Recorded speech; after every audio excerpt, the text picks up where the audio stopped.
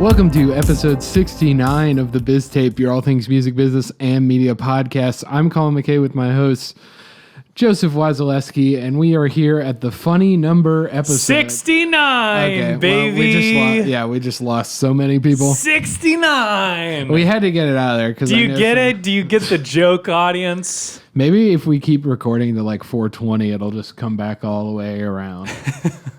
Honestly, yeah. I feel like that's going to be our arc, is, you know, Only this funny is going to be our numbers. great arc. We joked about on the show, like doing like 50, 100, whatever, maybe special. And I was like, maybe we should just do funny numbers. Yeah, just funny numbers. 420, 400, what would that be?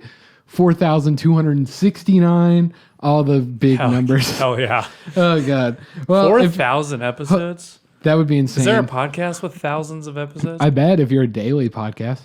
Oh, that's true. Right. Or, I mean, I'm sure they're no, that wouldn't even work because there's only 52 up, a week. So like you started at the beginning of like what podcasts were, maybe the most intro idea, like you're in the middle of the 1990s, you would still be not even there.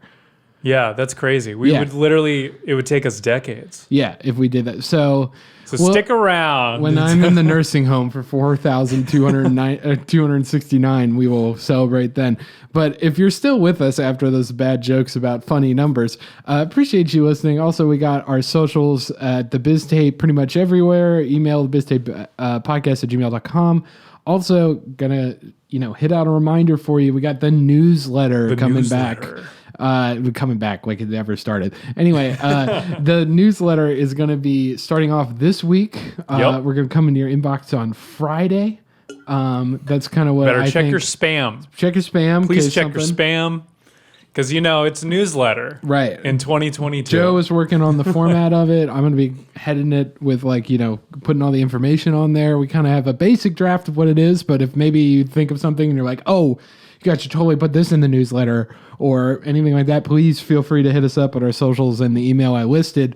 Again, it's going to have stories we couldn't fit in the show. I mean, this week, Joe and I are looking at our kind of outline for the show. I have like 4 or 5 articles that I was like, damn, this would have been really good to talk about on the show. I just don't have enough time. Mm-hmm. And then obviously we're going to put the music we recommend, the polls I do every week on Twitter and Instagram, the results of that, and then links to new ones, and every update on the show basically is going to be located there. It's going to be really fun. I want to make it a big picture. This is what's going on in the music industry this week. This is what you need to know. And it's not going to be some stupid publicist coming down your throat being like, this album is the best album ever, and that's why it's more important than multi-million-dollar deals, or, how fundamentally the internet infrastructure works. Mm-hmm. Yeah, no. So yeah, ours is just going to be cooler than that. Right. And you got to trust us, which I know it's hard to do, but you're sticking around. The pause speaks volumes. Honestly, the horrendous sales pitch that I just made should be enough for them to trust that it's not going to be. That's not going to be too corporate over here. All right, so let's get started. Speaking of corporate, let's talk about the RIAA, and they are threatening a lawsuit against the NFT platform Hitpiece over flagrant IP violations. Now, I know that's probably a lot of technical speak for some people out there, but I'm going to kind of break down. I have a metaphor. I haven't told Joe about this metaphor yet. Metaphor? Yeah. So NFTs, right? Everyone's talking about them, what's going on with them, all that kind of stuff. This sounds like a lead up to a punchline. It is. Okay. So we're talking about NFTs and everything going on with that. And it's like the Wild West out here. You got all these people who are just going around and wondering, what are we going to do with these NFTs, and how are we going to navigate them, and what's going on with it? Joe's losing his mind as I made a costume change. I saw the cowboy hat under the desk, and it's a normal occurrence to just have a cowboy hat. Yes, it is in this podcast room. Yeah, and so I was just like, I wasn't even thinking about it, really. But now it's like, you could be a Red Dead Redemption streamer. So, yeah, that's what I'm kind of getting into, is this is kind of like a Wild West scenario. So NFTs are basically completely unregulated. Almost none of it is there. I mean, there is some rules, but like even then, the government hasn't really stepped in and done anything. And a lot of these platforms are kind of just on their own, just being like, these are the rules we're doing and that kind of stuff. Now, The problem with that is that we're getting a lot of different forces at play here. Some of them are not as nice as other ones, as I'm going to call it, because we're seeing a lot of copyright violations because of it. People putting up stuff that just isn't theirs because people think, oh, NFTs, we can make money on this. And I don't care if it's not ours necessarily. Nobody's really looking at NFTs. We can get away with it. So my joke with this is that basically the Recording Industry Association of America, you may know them from Napster is the main reason that most people know that name. They are the people who are suing, back in our piracy deep dive episode, people for millions of dollars for downloading a couple songs. Mm-hmm. That's what they do.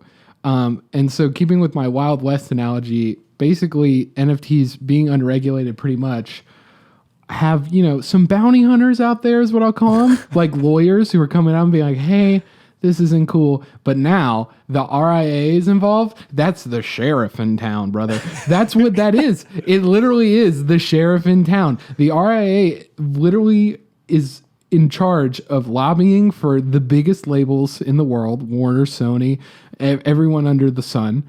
And if they get involved, it's bad. That means the entire industry is coming after you 90% of the time, like a Napster case. So that's why I wanted to talk about this, because the RIAA doesn't get involved in little things. They get involved in really big. These are the people who are talking to Congress, for instance. Like that's what their jobs basically most of the time are, other than going after really flagrant copyright abuse. So you're probably like, what did Hit Piece do? Because this is kind of scary, right? Like this giant multinational lobbying group that's literally for the music industry. What did they do? Did they just maybe like a Napster situation? Did they just do like a little thing in a lot of people's minds, like download a couple songs? No, they're going nuts. This is like insane how much copyright violation is alleged going on here. The only reason we really know this is because the RIAA, in the closest thing we're going to get into the music industry to literally putting a public bounty out, like a cowboy, literally said they're threatening litigation to Hit Piece and sent a letter to Billboard, the same letter they sent to Hit Piece, being like, hey, here's what's up. Like basically being like, you're in the wrong part of town, partner. Like literally. So the RIAA said this because Hit Piece, quote, this is crazy. Billboard basically points out that the intent of Hit Piece was to create NFTs of every song according to the company's pitch deck, using Spotify's API to gather information on artists of all sizes, from developing acts to Beatles members. Hit Piece uploaded listings of NFTs from musicians it had never spoken to or partnered with. Oh, wow. At all. Super fun. Starting these non-fungible tokens and basically putting them available for auction immediately. Mm-hmm. So to kind of break that down, they had a robot go through Spotify, take copyrighted shit that wasn't theirs, put it on their website, mint it into an NFT, and go, we're selling it now. That literally, it's you're saying it was a heist, huh? It was a robbery. That's right. It was a train robbery. They train robbered everything.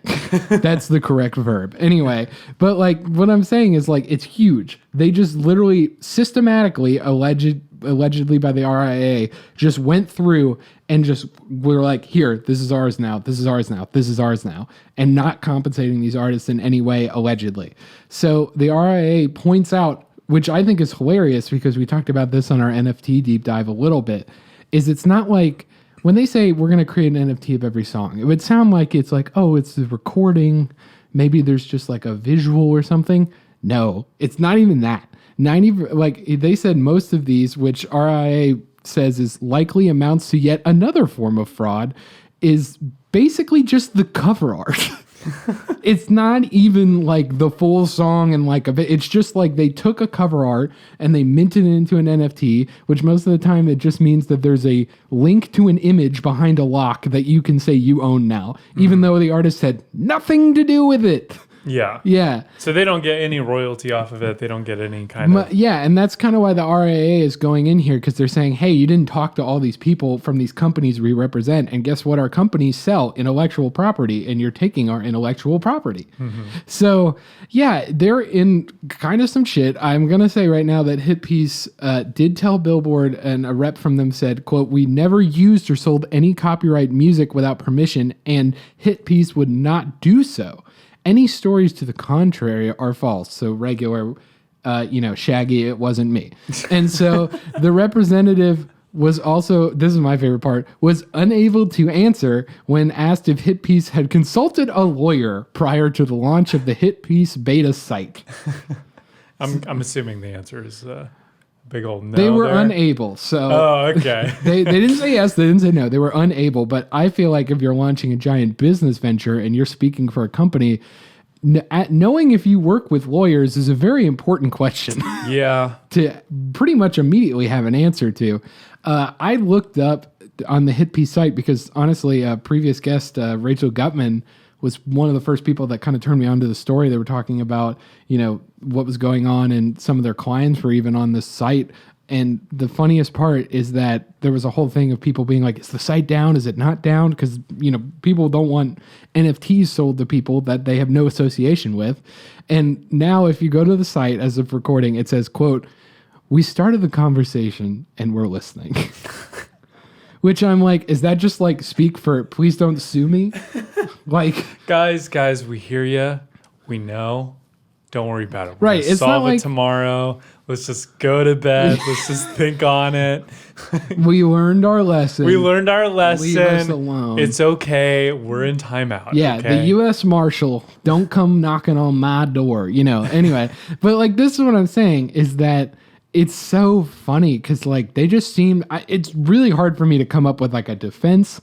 The only thing I can think of is that somehow, some way, this company did not know at all. Like these people who just knew about NFTs did not understand copyright law or copyright, when it comes to cover art specifically, because that's what's really being alleged here is that they're having cover art stolen from these labels, which to go into the severity of that, I mean, labels are paying artists to make this cover art. It's their intellectual property. It's associated with their artists and their catalog. So if you don't have control of your artist's actual intellectual property, it can damage the artist's reputation and the label's reputation by not having control of that and having people, claim to have NFTs that aren't legitimate in terms of actually helping the artists. And also, what if they wanted to launch an NFT? Then they go, oh, no, we have the real NFT. You don't want that. It's going to devalue our NFT. So this is why they have kind of a strong case. I'm going to leave you with, funny enough, the RIAA's chief legal officer, Ken Doroshow, on the issue said, quote, Hit Piece appears to be little more than a scam operation designed to trade on fans' love of music and desire to connect more closely with artists, using buzzwords and jargon to gloss over their complete failure to obtain necessary rights. Fans were led to believe that they were purchasing an NFT genuinely associated with an artist and their work when that was not at all the case.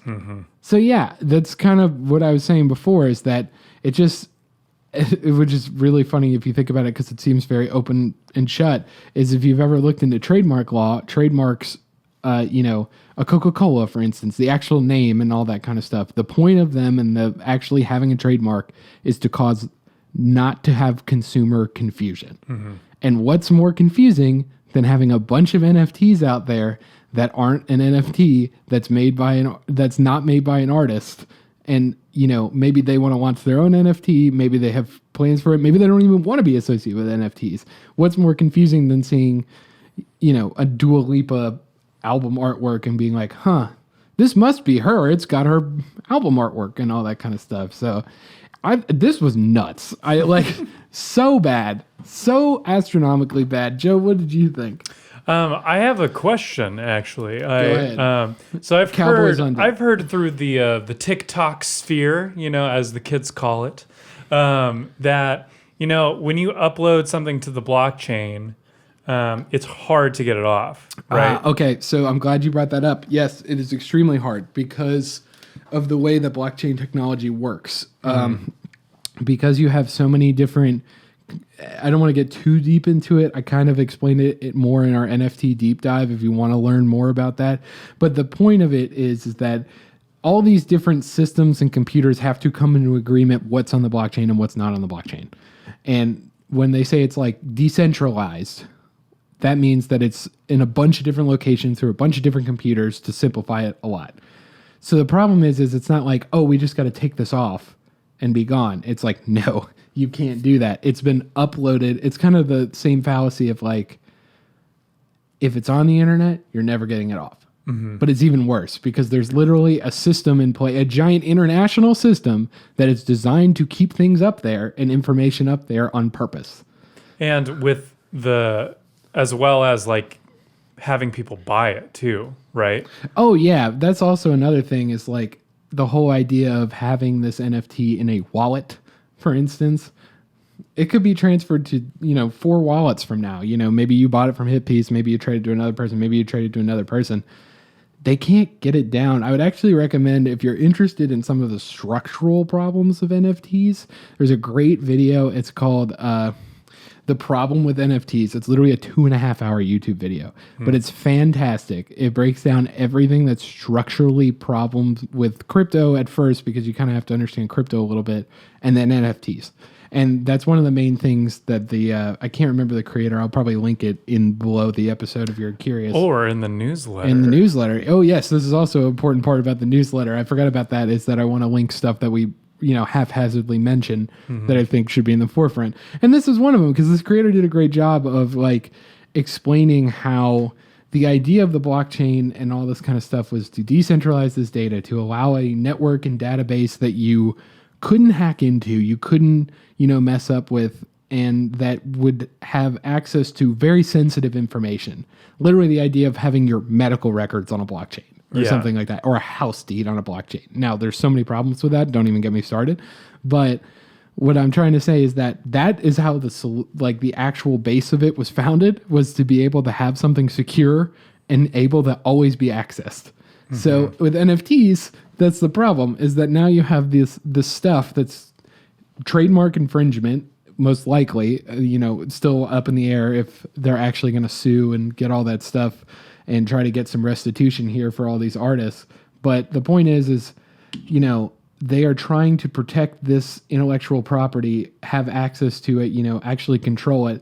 And now that it's in the blockchain, they can't do anything most of the time with it. Yeah. The only way that they can fight it is kind of like how, if you want an analogy, kind of like how a baseball card would be, where they like look at an old baseball card and they go, this is a real baseball card. Like, this is the real deal. It came from the right place. That's it. Okay, this is the real one. This is like the real gold star. Right. Yeah, exactly. Kind of, going all the way back to the Pokemon card trade. This is a Dragonair with 120 HP and like, all that kind of stuff. This is the real Gen 1 Dragonair or something. And and they'd be like, this is the real card. And that's the only way I can see now is that artists, if you had your stuff stolen on here, you could be like, oh, look, this is my actual NFT. It's coming from me. I'm putting it out on my social platforms, for instance, and it's being sold through this vendor. I'm telling you guys that right now. This is the only vendor that you can buy my NFT on. So this is the real one. If you see any other ones out there, it's fake. But like, that's so confusing, especially with this whole idea that we've talked about in the past of NFTs being resellable and all that kind of stuff, where how many chains down the line are we going to get before it just gets really crazy? You know what I mean? Like literally. Or we have 30 Dua Lipa LP NFTs. Right. And like, which one's the real one? Oh, do I have to go through 50 wallets? Like literally going back and forth and being like, well, it went from this person to this person to this person to this person. And now we're at the original place that Dua Lipa said was the original place it sold. It's almost like weird. It's almost like a hyper example of like what happens with like antiques, where they're like, this is a real Sotheby's chair or something, and it's like comes from the 1800s and stuff, and there's a whole expert who has to be like, this is the real deal. It kind of Sotheby's is a very country name. Yeah, it is like. Sotheby's, brother. Sotheby NFTs. But like that's what I'm saying is like, it almost defeats the ease of use and the idea of NFTs being easy and accessible to everyone if you have to have some expert who goes through all these wallets and be like, no, I certify that this is the real one. This is the actual one, and this is how it is the real one compared to all these fake NFTs of artists. Well, do you think that, so like, how would you enforce something like that besides a lawsuit, right? In terms of like... if an artist really wanted to try to get it off, how would they do that? Best case, buy it. That's what I thought. Yeah. Damn. I just... So it's like a hostage situation. Right. Well, here's the thing. You know, there's the meme with NFTs where you can copy and paste the photo and they'll be like, I stole your NFT.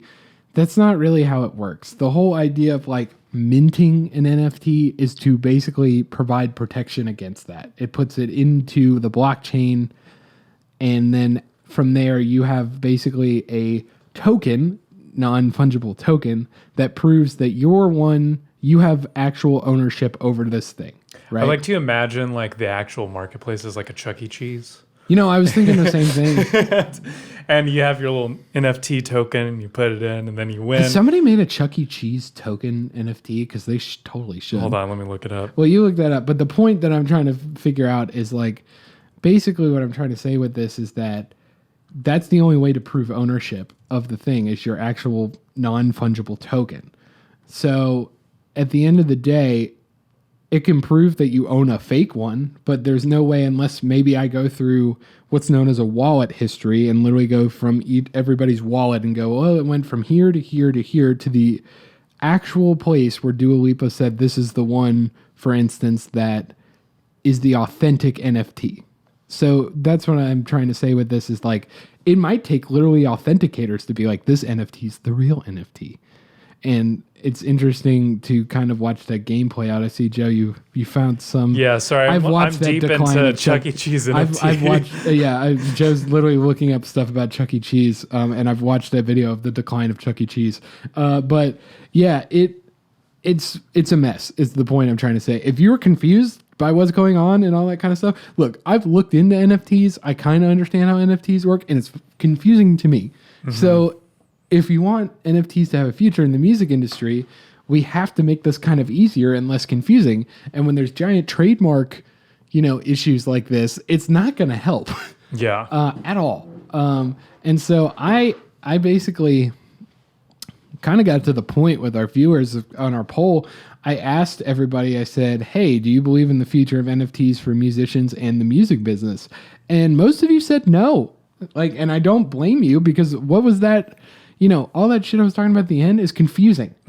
So confusing. It's so hard to understand. It seems like I have to, hate this term, do my own research to figure out what the hell that means and all that kind of stuff. And until it becomes actually marketable and more consumer friendly, NFTs right now are just kind of doomed. And I would definitely suggest that the problem with NFTs video that I'll link in our newsletter now, that kind of showcases even worse structural problems that I'm not even talking about yet. Almost like the environmental factors behind Oh, yeah, that. we haven't even talked about that. Like the whole environmental factor of, minting an NFT, using power to do that. And, at the end of the day, you could use that power to actually help something as opposed to make, the Chuck E. Cheese NFT. Be like, well, I could have, heated a family of 4, or I make this Chuck E. Cheese NFT. That'd be pretty cool. Pretty sweet. Pretty sweet, Colin. Well, moving on. What is the hottest job in the music industry? Model. Yeah. What kind of model? Oh, man. Ear model. Amazing. So there's a new job on the music market that's in high demand as more and more entertainment moves online to support an ever-changing ecosystem of fan experiences. What is it? Well, it's community managers and moderators for social communication applications such as Discord, Reddit, Twitch, and other live chat-oriented applications. So now, funneling through the racist remarks, bad behavior, and other mishaps may not be as flashy as the title of this article might suggest. However, the demand for these online forums and communities has skyrocketed since the pandemic and has become a very lucrative pipeline towards die-hard fans that will engage with talent as well as purchasing merch, music, etc. So they'll pay you big money, and so you can look through all these like. They'll give you those Chuck E. Cheese tokens. Right. You know? They'll pay you big money, and so you can look through all the spelling mistakes and really inappropriate things that some people say on these forums. Exactly. So the article written by Christian Robinson focuses on Discord as a major audience necessary for artists such as Kenny Beats, who has garnered thousands of members who are willing to interact directly with the artists, as well as, again, buy stuff. So now diving into like what the job is, right? What's the day-to-day So to be like a community manager. Okay. Yeah. So according to Robinson, quote, to set up a Discord server, the community manager will establish rules for the group, no slurs or inappropriate memes, for example, program bots to automate certain procedures, create topic-centered channels, moderate discussions, and organize town hall meetings. Because you don't want to just let these people into a Discord server. Yeah, you don't want to just go throw wild. them in there and be like, you can talk about anything. Because what are they going to, they're going to leave. They're not going to have any kind of like structure to go off of or bounce around, or it's going to get fucking nuts. Yeah. And you don't even want to deal with it. And you don't want to be associated with some nuts Discord if you're like an artist. That's 4chan, okay? And nobody wants to be 4chan. So it goes on, quote, though a community manager's responsibilities can be similar to those of a social media manager, there are pronounced differences, such as these managers don't focus on analytics as many social media managers do. According to Ryan Aubrey, a community manager and social media manager for Sturdy Exchange, which is a, you guessed it, NFT marketplace that has a sizable Discord server presence. It's a really big market, is NFT marketplace Discords. Mm-hmm. Well, a lot of it too, like it comes back to, I mean, you could kind of go into gambling culture, but also, you know, like what was the big thing that blew up on Reddit, right? When like Wall Street Bets. Yeah, Wall Street Bets. So it's kind of like that same thing where it's a lot of people use these communities to get more information into how to like invest, into how to better their own life, into how to blah, blah, blah, blah, blah. Or in the case of an artist, you know, talk about their music, talk about what shows they're doing, talk about, or in you know, Kenny updates. Beats' case, he actually has his fans send their own music in and he critiques their music. And then sometimes he'll even collaborate with some people. I thought you were doing more of an Allegro in the B section, and I thought it would be better if you were doing more of an Andante. Yeah, I can definitely imagine Kenny Kenny saying Beats. that. Yeah. But going on, Aubrey kind of explains how it's a little different than like a lot of normal social media because it has an egalitarian feel and there's no metrics on individuals from Discord, no data collection, and very little public information on members. Everyone's on kind of the same footing and no one can become Discord famous in the way people do on Twitter or Instagram. It's more about the popularity of the community. So as for the pay range of these jobs, it can be anywhere from $66,000 a year to $150,000 according to Glassdoor and Built-in. Now, if you're getting $150K for this, for funneling through like racist comments and setting some of the stuff up. It's got to be such a stressful job. I mean, it does, and I bet you it's because like a lot of these managers also have to work alongside fan moderators and volunteers as well as hired people as well. So usually teams of like 4 to 6 people. So and that depends on like the size of the server and the demand for the content and all that stuff. In Kenny Beats' case, he literally has moderators available to him 24/7. So if he wants to get on at like 3 a.m., there's going to be a moderator for him, basically. Right. It's a very different group than like a Reddit, for example, because it's like, again, it's not public. It's literally supposed to be, you know, a private little intimate place for you to connect with other fans and stuff. It's it's a very different vibe than a Reddit. Like a Reddit has like a notoriety factor to it. It's way more pinpointed. Right. From what it seems like. And a lot of the time too, I feel like just Discord in general harbors more, I don't know, like more actual chatting rather than just information spewing. I think that might happen more when you take kind of the internet clout out of it too. It's just a different marketplace than a Reddit. Because Reddit, you still have fake internet points that people can get, and karma, Reddit karma is what it's called, you know? Or gold, yeah, or whatever the fuck all the rest of the like every other symbol under the sun. I don't know, man. Who knows? But Is this going to last? Well, according to Dukan Byron, who's the marketing director at Involved Group, its popular trance label, Anjuna Beats, Yeah, there you go. Anjuna Beats, states that their company has had a steady growth, which has since started in the early 2000s with chat rooms on Reddit, and they now have moved to Discord. So as long as chat rooms exist, the need for moderation appears to be used. And if we are all going to be working in the metaverse, as the Zuck thinks we're going to be, then we're going to need more and more of these people. So, Colin, should we quit the podcast and just go into community management? Dude, that's a hard job. Like I would hate my life. Yeah, I was going to say is... I'm sure those people need to be getting paid a lot more. Okay, like here's the thing at the end of the day. I'm sure people could relate to this if you haven't been a community manager. If you've ever worked retail, right? There's a Paul F. Tompkins joke where he talks about, he's like, when you first start working retail and you're like, I like people, and you think you do. That's kind of what the same thing with community management is. But like with the anonymity factor, it's even more crazy because like you don't have to put your full legal name on a Discord thing. And so like if you wanted to go in there and start saying some crazy things. Joseph Taylor Wasilewski. Dude, yeah, I knew a guy in high school whose Xbox title was his full name. His gamer tag was his full name. And that was before you could like change it. Oh, no, yeah, it cost money to change it a lot. Yeah. And I think it might still, but that kid got so made fun of because you never have ever felt more pain than when someone called you your real name in a Call of Duty lobby.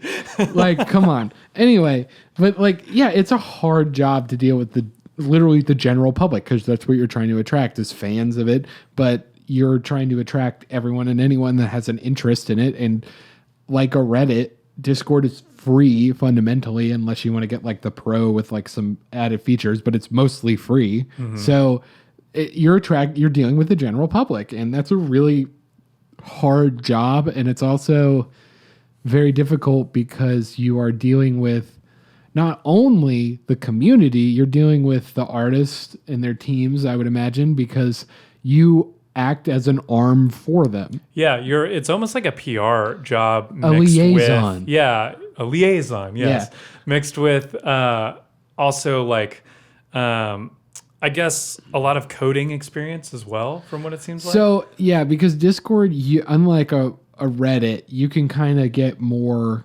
involved. You can get crazy. Right. The bots and stuff on Discord are insane. I mean, like, some of my friends back home would have these crazy Discord bots that could do like really insane things.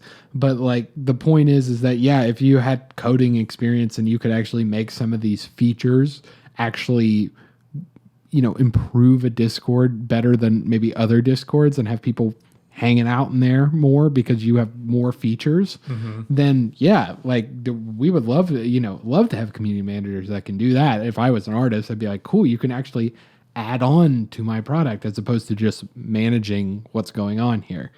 But yeah, I don't think I will be quitting because that's a very, very difficult job. Yeah, to facilitate. I mean, especially too with like a big server infrastructure, like you can't mess up sometimes, you really do have to be on top of it. And the thing that's scary about it, and honestly, this is what I would say this is everyone's like, oh, it's community managers, we need community managers. And some people are like, this is such a new thing. I was like, well, let's think back here. This is a digitized fan club. Yeah. That's what it is. Like, that's exactly when what the Beatles were like, hey, mail in and you can be part of the Beatles fan club and all that. We'll send you a pin and we'll have Beatles fan club meetings in your town and all that kind of stuff. Now it's the Beatles Discord server where people can... Where Paul McCartney gets on with his tea and he's just like, oh, hello. Yeah, that would be weird. Anyway, like... him and Ringo. I feel like a Beatles Discord... They're cranking out like some sort of like... I'll join a Beatles Minecraft. Discord, but I feel like it's like 12 dudes just imitating Beatles like, oh, hey... what's going on? Or it's the opposite of that where they're just like, hey, Paul, I didn't really appreciate like the way you guys recorded this one song like way back. Like I feel like it could have been a lot better. I could have done it a lot better. Oh yeah, they would have gone off on like some random thing. But the point, and it kind of goes into like why it's hard to be a community manager.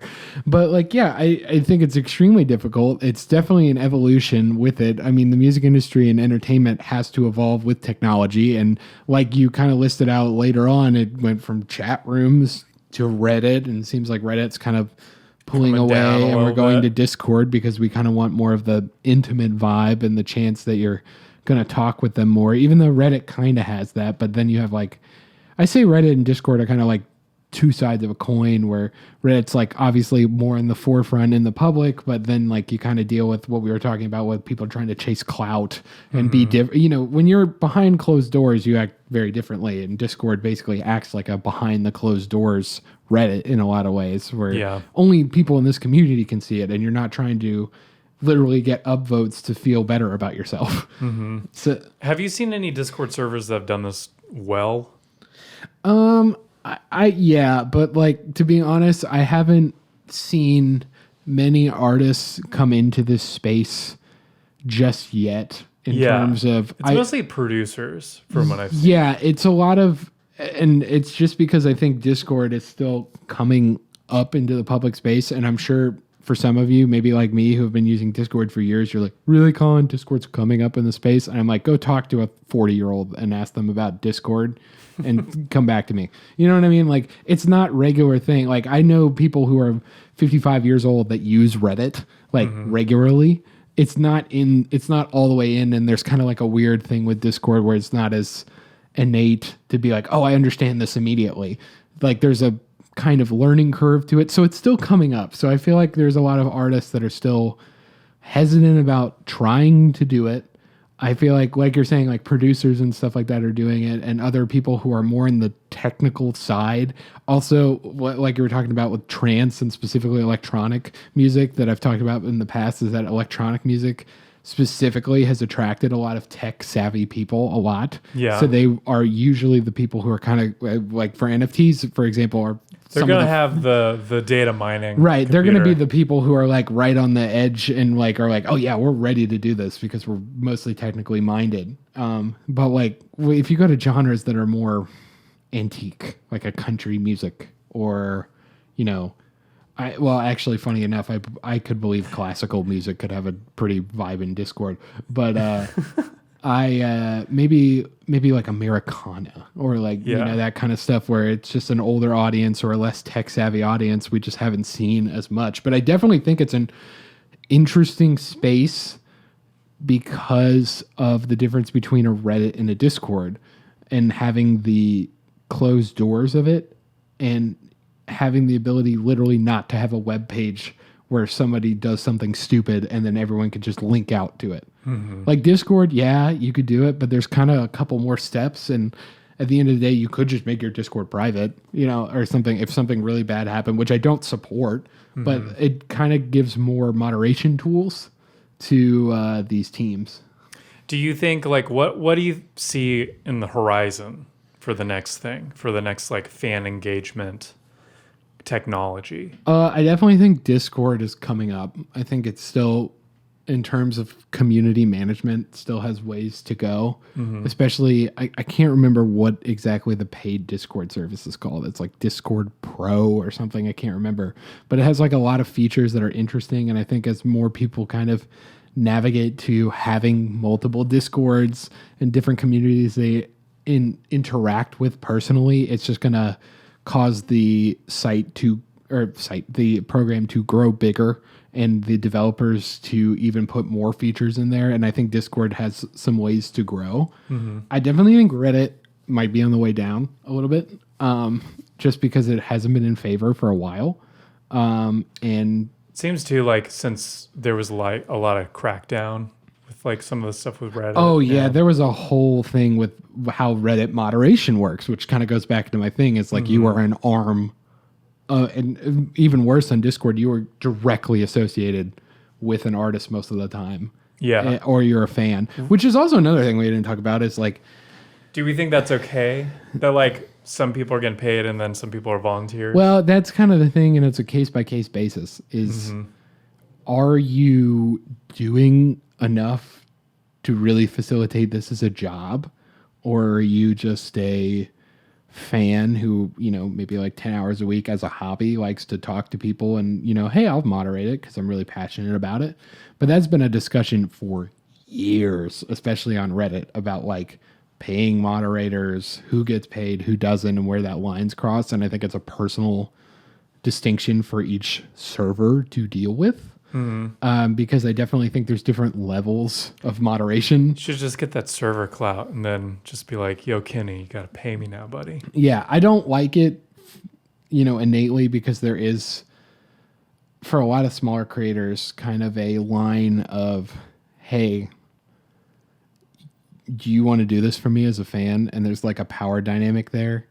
And I think as long as you're straightforward with the fans, if you like first start a Discord server in moderation and you say, I'm trying to work up maybe to pay y'all, get that together and, be straightforward with them. That's like the whole battle with it. When you lead people on is where I get really, really mad at people. And that's been the whole thing with Reddit is Reddit has done that multiple times where they've been like, oh, as a community, we might hire actual moderators for Reddit who do all these different subreddits. And then they're like, well, okay, sure. I'll hang on a couple more months doing moderation because it might lead to money. Yeah.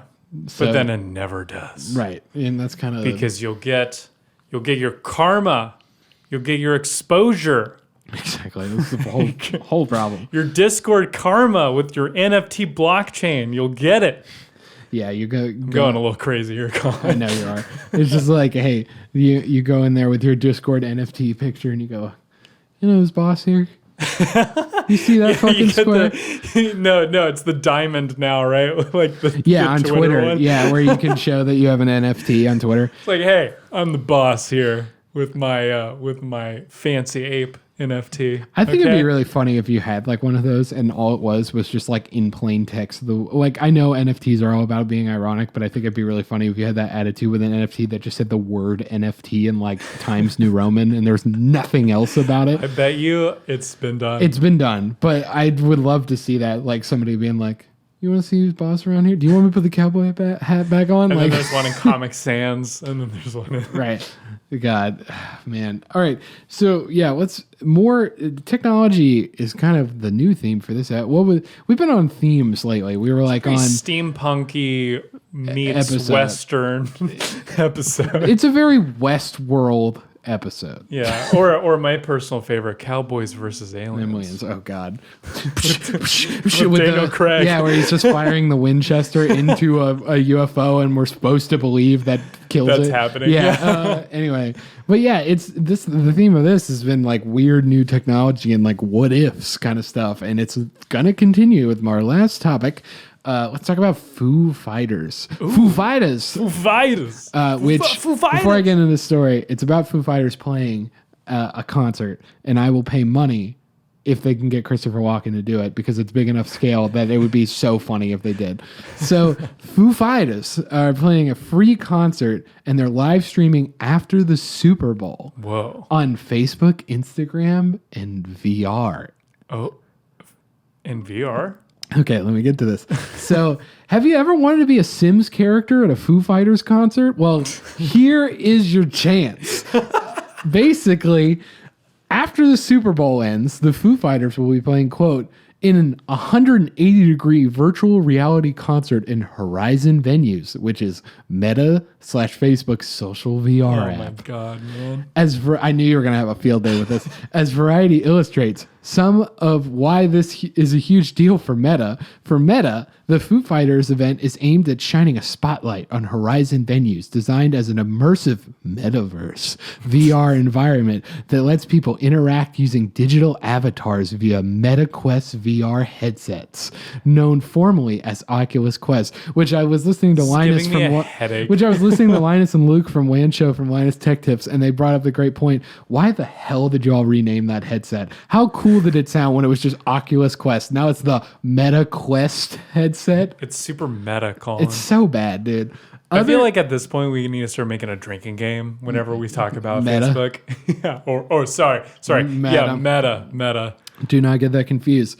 Other than showing off, quote, the future of VR/Metaverse, this concert will be streamed on Facebook and Instagram. So if you're a normie, You can watch on Facebook and Instagram, on the Foo Fighters page, as well as the MetaQuest Facebook page, which literally is the definition of, we don't want to put too many eggs in one basket here. We know this is still coming up, so you normies out there can still watch on Facebook and Instagram, all that kind of stuff. So the Foo Fighters, which this is honestly pretty impressive. This isn't really like a meme worthy section of it, are performing on a custom stage that, oh wait, I completely lied. The custom stage that will quote, the surreal convergence of physical, fantastical visual elements. What? Surreal convergence of physical, fantastical visual elements. You're saying words and they're not making sense to me. Well, that's the point. Your mind's getting blown from this. Something's happening. And they also have a notable music video director and filmmaker, Mark Romanek, who is going to be working with them, kind of making this experience happen. And he's worked with many other people before, like very famous through the 90s and early 2000s. He's worked with Red Hot Chili Peppers, Taylor Swift, Jay-Z, like so many to name, and won a couple Grammys for video stuff. So like that part, exciting. Like I think that's fun. Like, very talented people working together. Now back to the meta bullshit. So going back to VR, the Horizon Venues app features a virtual lobby where users can meet up with friends and other fans before, during, and after the Foo Fighters show. Oh, because the best thing about a concert is when you're waiting before the concert starts. I was like, dude, if there's one thing I can do, it's sit and wait in a line. You can be like, should we go to the bathroom now, or is it going to start when we go to the bathroom? Should I drink a beer now or wait till the mid set because I don't want to leave and miss or the ponder, song. Should I buy the $7 water bottle or wait until after? These are all experiences available in Horizon. You can have in The Sims for you. I mean, the Metaverse experience. So. This is the weird part. Some of the lobby bays, which is basically like where you would log in, so like some of the servers where this is being held, will also have doorways into Horizon worlds. Shut the fuck up. Where people... Shut the fuck up. Where There's people... No way. 18 plus, which I was like, is there like some sexy shit going on there? Like the kids aren't allowed? 18 plus only in the US and Canada. If you're anywhere else, no... You'll be able to jump into additional football-themed games and experiences, including a sexy laser tag inspired team game. Nah, it's just laser tag. It's not sexy. But like, I don't know why it has to be 18 plus. I'm sure it's for like legal reasons, for like gaming for children. But it was just really weird how they specified. Honey, don't walk on a playing sexy Metaverse laser tag. I'm with the Mark Zuckerberg model where they modded him with the boobs. Like... Don't look. Oh no, he hit me with the Sweet Baby Ray's Ray. Oh my God. Yeah. So can I just try to explain some of this? Why? Yeah, please explain. I am I like to look into stocks and markets. And part of the reason this is happening is because Meta is super down in stock stuff. And it's not like a market thing. It's specifically because of Meta and their decisions. So Meta at one point, I think, was about down 24% of their stock value. Like Big Zuck himself lost like $25 billion because of the devaluation of the stock. So the reason, other than, this is happening and why it's important, is because... the stock is so down, and the reason why it's so down is because they had bad earnings, because Apple's privacy stuff is destroying them because they can't get good targeted ads, so people aren't paying as much for ads on the service. For the first time ever, there's been a downward trend in users. There was a loss of 1 million users. Whoa. And basically all they have to say is, we will have the metaverse eventually. And so everyone was like, yeah, let's get the fuck out. We don't know if the metaverse is going to work. You don't even have it yet. And then this is their answer. Look at this. Like, we're getting there, so don't sell our stock. This is like $1 trillion company. Oh, yeah. That's like they made the decision to announce a product before making it? So the funny thing is that it's just more of what they wanted, I think, was kind of like a Tesla effect, where they were like, hey, we're going to be the future of social media / the world. Kind of like Tesla is what they're like, hey, we're going to be the future of rocketing, of, internet and all that kind of stuff. Before that, they had cars that did work. Well, and that's kind of the problem. And you're seeing this is that unlike Tesla, who can be like, our cars are doing work, they're like, so Facebook's down, TikTok is murdering us, and Instagram might also be on the same page. We're trying as best as we can with the Reels and all the other video content in a vain attempt, hopefully, to get more off of TikTok. And we have nothing else for you. And obviously, that's not very comforting if you own the Meta stock. So they were like, let's sell it now, which is why it's down a fourth in value. So yeah, this is an example of one of the things I think personally, which is why it's such a big deal going back to my original point that I totally think they could pay the money to have Christopher Walken go and the Foo Fighters right before. And I think it would be so worth it anyway. But like, that's why it's such a big deal. I think also we have to think how crazy an amount of money this is to kind of show how important it is.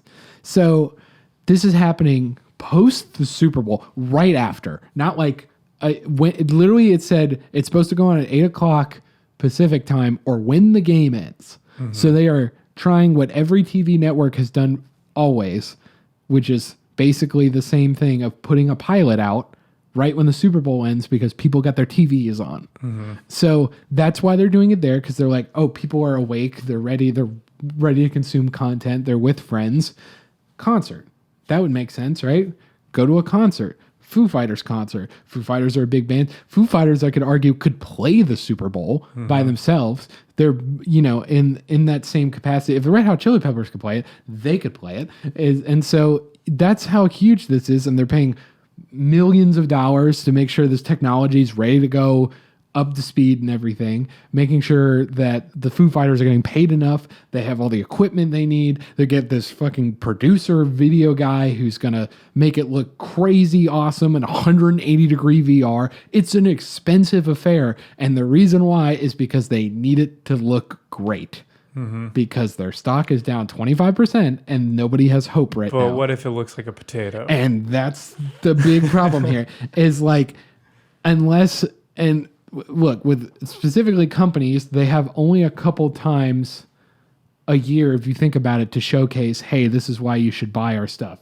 When they release things, their quarterly reports, which is the one I'm talking about, which doom them a little bit, and events like this, where they go, hey, everybody look at us. And this is one of those events, and this is the first one since that big stock downturn. I think personally, like maybe I'll go look at it, is what I'm going to say. I'm going to look at it. I would like to be there. I will be so hyped, as I always am, for my favorite part of the concert, which is waiting for the band to start. And I will be there, hopefully. But what I think's interesting about it, other than it being meta, which is just kind of lame to me, is this is like a really mainstream band doing a VR concert that's not on some weird third-party thing or whatever. It's by Facebook. Everybody knows what Facebook is. And that's kind of a huge thing for me personally, is I do like the idea of VR and stuff like that. But I feel like with a lot of these live streams and concerts, one of the things that personally I was talking to managers and other people about, which I thought was kind of dooming a lot of it, was they would do it on these weird platforms. Yeah. Just because they're like, oh, you can get a better deal for this or whatever. And I'm like, okay, that's fine if you need to make that money right now. But imagine if we live streamed this on YouTube and just took donations and you got way more exposure and it's on YouTube so people could actually find it again and all that kind of stuff. And I think this is a really big deal for that factor alone, is to see, hey, this is a mainstream app, Instagram, Facebook, whatever. It's in your face. It's at a very volatile, big time for Facebook. And it's going to be at the most popular time for TV watching, which is during the Super Bowl. Mm-hmm. So that's why excited about it. I wish it wasn't meta. Like, yeah, I would be hyped if this was like, this is TikTok doing this or something, or even Twitter. Like, I would be like, oh, this is cool. But because it's meta and they've really ruined a lot of their brand with like all these buzzwords and jargon, it's hard for me to be like, yay. Yeah. I mean, good for Dave Grohl and the rest of the guys like Taylor Hawkins and stuff, because I'm sure they're getting a paycheck. Fat check at Yeah, the end of this. they're getting a fat check. I gotta find his statement. I didn't include it on here because I thought it was funny because it just like, I know why Dave Grohl had to say this, but it felt like very much like, okay, Dave, here's your script. Can you say this for us as a company since we're paying you this much money? And he goes, what is it? We get to go for a worldwide audience where everyone has the best seats in the house thanks to the most badass VR tech. ... Until now. Join us when we cross that one off the Foo Fighters bucket list. And I went, there's no way in fucking hell the VR concert in Meta was the bucket list. The other one was like Do Coke with Christopher Walken. Check. Metaverse VR live stream. Check. Like, yeah, he wasn't sitting like, you know, in his basement in like the 80s being like, play with very famous band, check. Go on tour for many years, check. Write songs of a generation, check. Get Mark Zuckerberg his check. You know, like, I don't know, man. It's so weird because it's like, I like the idea. I like it because, you know, anything that shows maybe possibilities of content and different revenue streams and different possibilities for artists that can be more mainstream, I'm about. But because it's literally with the cringe lord of social media, Meta, it's just so hard for me to be like, yay. Yay. We get to support the Zuck. Yeah, it's just, all right. Well, let's talk about supporting the Ek, I guess, in my view. And in your view, what's the lady who's in charge of YouTube? Susan Wojcicki? Yeah, the Wojcicki for you and the Ek for me. Right? Okay. Just go with it. All right. So I've been listening to kind of a collection of nostalgic stuff Okay, I completely misunderstood you. I thought you were saying that you were listening to Daniel Ek. You were like, this is my pick this week. I meditate just listening to his Spotify his gave us Spotify gave us a check for hundreds of thousands of dollars before this, and so Joe's like, my favorite artist is Daniel Ek this week. He's just such a great guy. I love him. Yeah, but anyway, I've been listening to Salad Days by Mac DeMarco, a favorite of mine. I got to see Mac kind of before he really blew up from this record. It was during that touring cycle, and he was smoking really a cool. cigarette. He was smoking a lot of cigarettes. He was very drunk on stage, and it was a great time. It was awesome. He sounded awesome. I've also been listening to Alfie Templeman's newest single, Broken, and a band that I think you're going to like called Test Subjects with their album Study. It's kind of like, it's a concept record that's like, it's like, I don't know, it's like these test subjects are teenagers, right? But it's like, you're kind of like in your teenage life, if that makes sense. It's really weird. You got to check it out. Okay. I'll check it out. Conceptual. Very conceptual, very, very meta. Okay, maybe I won't check it out then. No, I'll check it out. I've been listening to, let's see, I was listening to kind of new, kind of old because it kind of came up again. I was listening to City to City by Jerry Rafferty, who I found out a lot of people know who Jerry Rafferty is, but they don't realize they know who Jerry Rafferty is. Mm-hmm. He came into my mind again because I've been watching Euphoria, and it's one of the songs in Euphoria is the Right Down the Line, which I will say, it's like, I was talking to another friend of ours, and I said, I'll never be this cool. Was kind of the thing I got out of it. It was like, it's Zendaya, and she's like dancing to Right Down the Line by Jerry Rafferty, and this isn't any spoilers, but she's like dancing to it in this person's room, and she has like a cigarette in her mouth, and she's just like backing up, like holding her cigarette in one side and like giving a flip off the entire time. And I was like, damn, I will never be that cool, but this is cool as fuck. But that's the album it's from. It also has his other big hit as a solo artist, which is Baker Street, which is that one with the. If you've listened to Baker Street, you know exactly what I'm talking about. It starts with the saxophone solo that most people will know. It's like one of the most famous music saxophone solos there ever has been.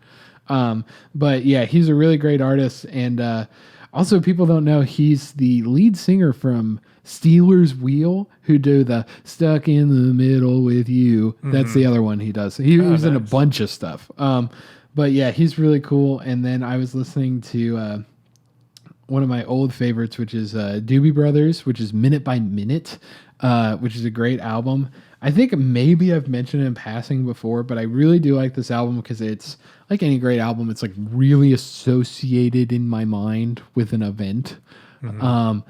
And it's literally, ironically, when I was in high school, it was my senior year, and I had got accepted to go to college in the fall, which, you know, most people wait until spring or whatever. I knew what I wanted to do. I needed to go to a good program. So I chose to go to this program, and I was like, okay, here we go.